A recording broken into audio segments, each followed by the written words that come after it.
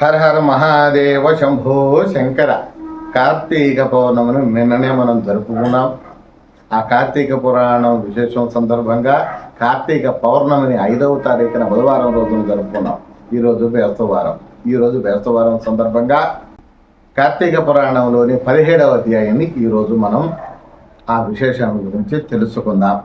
కార్తీక పురాణంలోని 17వ అధ్యాయంలోని అంశాలను అంగీరస ముని ధనలోభునకు చేసిన తత్వ ఉపదేశమే ఈ 17వ అధ్యాయం గురించి విశిష్టత. ఓ మునిశ్రేష్ఠులారా, ఓ ధనలోభి, నీకు కలిగిన సంశయములందు సమాధానము చెప్పుచున్నాను, శ్రద్ధగా వినము. కర్మ వలన ఆత్మకు దేహ ధారణము సంభవించుచూ ఉన్నదని పరమ యథార్థాన్ని మీరందరూ తెలిసి ఉండాలి. కావున శరీరోత్పత్తికి కర్మ కారణమగుచున్నది. శరీర ధారణము వలననే ఆత్మ కర్మను చేయును కనుక ఆ కర్మ చేయుటకు శరీరమే కారణమగుచున్నది. స్థూల సూక్ష్మ శరీర సంబంధము వలన ఆత్మకు కర్మ సంబంధము కలుగునని తొలిత పరమేశ్వరుడు పార్వతీదేవికి వివరించి ఉన్నాడు. మీకందరికీ తెలిసిన విదితమే కదా. దానికి మీకు నేను సువివరంగా వివరిస్తాను, వినము. ఆత్మ అనగా ఈ శరీరమును అహంకారముగా ఆవరించి వ్యవహరించుచున్నది అని అంగీరసుడు చెప్పగానే, ఓ మునేంద్ర భద్ర, నేనింతవరకు ఈ దేహమే ఆత్మయని భావించుచుంటేనే కనుక ఇంకను సువివరంగా చెప్పబడిన అంశాలను తెలియజేయండి అని అడగగా, వాక్యార్థ జ్ఞానమునకు పదార్థ జ్ఞానముకు కారణమగుచున్నది కాన అహం బ్రహ్మం యను వ్యత్యార్థము గురించి నాకు తెలియజేయండి అని ధనలోభుడు కోరెను. ఇదే అంశం భగవద్గీతలో కూడా భౌతిక లోక జ్ఞానానికి, ఆత్మతత్వ జ్ఞానానికి, దైవీ తత్వ జ్ఞానానికి ఉన్న భేదములను త్రిగుణాత్మకంగా సువివరంగా భగవద్గీత ద్వారా శ్రీకృష్ణ పరమాత్మ అర్జునుని ఆధారం చేసుకొని సువివరంగా తెలియజేసినటువంటి మహత్వపూర్ణమైనటువంటి జ్ఞానం అర్జునునికి కాదు, అర్జునుని ఆధారం చేసుకొని సమస్త మానవాళికి తెలియజేసినటువంటి జ్ఞానము. అదే అంశాన్ని పార్వతీదేవికి ఈశ్వరుడు కూడా కార్తీక మాస పురాణ సందర్భంగా గతంలో వివరించి ఉన్నాడని మరొకసారి తెలియజేస్తూ ఉన్నారు. అప్పుడు ధనలోభునితో అంగీరసుడు ఇట్లని, ఈ దేహము అంతఃకరణ వృత్తికి సాక్షియే, నేను నాది అని చెప్పబడే జీవాత్మయే అహం అను శబ్దమును సర్వాంతర్యామి అయి సచిదానంద రూపమైన పరమాత్మ నహ అను శబ్దము ఆత్మకు ఘటాదుల వలె శరీరమునకు లేదు. ఆ ఆత్మ సచిదానంద స్వరూపము బుద్ధి, సాక్షి, జ్ఞాన రూపి శరీర ఇంద్రియములు మొదలగునవి మాత్రమే. వ్యాపారమందు ప్రవర్తింపజేసి వానికంటే వేరుగా ఉన్నదై ఎల్లప్పుడూ నొక్క రీతిన ప్రకాశించుచూ నుండినది ఆత్మ అనబడును. నేను అనున్నది శరీరేంద్రియాదులలో కూడా నామరూపంబునతో కూడి నుండి నశించుటయే గాక ఇట్టి దేహమునకు జుగుప్సతను, సుషప్త వ్యవస్థలను, స్థూల సూక్ష్మకార శరీరంభులను మూడింటి యందును నేను నాది అనే వ్యవహరించేది ఆత్మయని గ్రహించుకునము.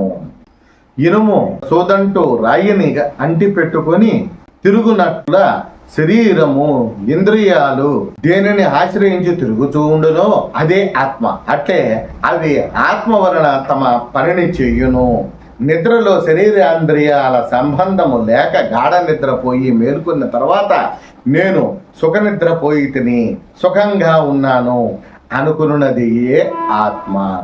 దీపము గాజు బుడ్డిలో ఉండి ఆ గాజును ప్రకాశింపజేయునట్లనే ఆత్మ కూడా దేహేంద్రియములను ప్రకాశింపజేయుచూ ఉన్నది. ఆత్మ పరమాత్మ స్వరూపమగుట వలన దానికి తద్వారా పుత్రాదులు ఇష్టమగుచూ ఉన్నారు. ఇట్టి విశేష ప్రేమాస్పదమగు వస్తువేదో అదియే పరమాత్మ అని గ్రహింపము. తత్వమసి, ఇదే పదం భగవద్గీత ద్వారా కూడా తెలియజేసి ఉన్నారు. మొదలైన జీవాత్మ అని అర్థం. తట్ అను పదమునకు సర్వజ్ఞ, ద్విగుణత్వ, విశిష్టమైన సచ్చిదానంద రూపమని అర్థము. తత్వమసి అనేది జీవాత్మ పరమాత్మల యొక్క ఏకత్వమై బోధించుచూ ఉన్నది. ఈ రీతిగా సర్వజ్ఞత్వాది ధర్మములను వదిలివేయగా సచ్చిదానంద రూపమొక్కటి నిలుచును. అది ఏ ఆత్మ దేహ లక్షణములకు జన్మించుటకు, పెరుగుటకు, క్షీణించుటకు, చచ్చుటకు మొదలగు 6 భాగములుగా శరీరానికి గాని ఆత్మకు గాని జ్ఞానానంద స్వరూపమే పూర్ణత్వము గలది. వేదములలో దీనిని సర్వజ్ఞత్వము, ఉపదేశము, సంపూర్ణత్వము అవబడుచూ ఉన్నది. సంపూర్ణత్వముగా నిరూపింపబడినది ఏదో అది ఏ ఆత్మ. ఒక కుండను చూచి అది మట్టితో చేసినదే అని ఏ విధముగా గ్రహింతుమో అటులనే ఒక దేహాంతర్యామియగు జీవాత్మ పరమాత్మ అని తెలుసుకొనుట మనము విస్మరిస్తూ ఉన్నాము. జీవులచే కర్మ ఫలములను అనుభవింపజేసేటువంటి పరమేశ్వరుడనియు జీవుల కర్మ ఫలములను అనుభవించువారని తెలుసుకొనవలెను. అందువలన మానవుడు గుణసంపత్తు గలవాడై గురు శుశ్రూషణ నొనర్చి అనగా గురువు ముఖారవిందముగా జ్ఞానబోధను శ్రవణము చేయమని ఈశ్వరుడు మరి గుర్తు చేస్తూ ఉన్నాడు. మంచి పనులను తలచిన చిత్తశుద్ధియే దాని వలన భక్తి, జ్ఞాన, వైరాగ్యములు కలిగి ముక్తి నొందును. అందువలన కర్మానుష్ఠానము చేయవలయును. మంచి పనులు చేసిన గాని ముక్తి లభించదు అని అంగీరసముని చెప్పగా ధనలోభుడు నమస్కరించి ఇట్లనెను. స్కాంద పురాణాంతర్గత వశిష్ఠో ప్రోక్త కార్తీక మహత్యమందరి 7వ అనగా 17వ రోజు 17వ అధ్యాయ పారాయణము పరిసమాప్తం. ఓం శ్రీ ఉమామహేశ్వరాయ నమః. వేద సతీష్ టాక్స్ యూట్యూబ్ ఛానల్ ద్వారా మీకు నేను సుపరిచితుడిని. గతంలో వీడియోలను కూడా మీరు వీక్షించి లైక్ చేసి, సబ్స్క్రైబ్ చేసి, కామెంట్ చేసి నన్ను ప్రోత్సహించినందుకు మరొకసారి కృతజ్ఞతలతో సబ్స్క్రైబ్ చేసుకోగలరని ఆశిస్తూ ఓం నమః శివాయ.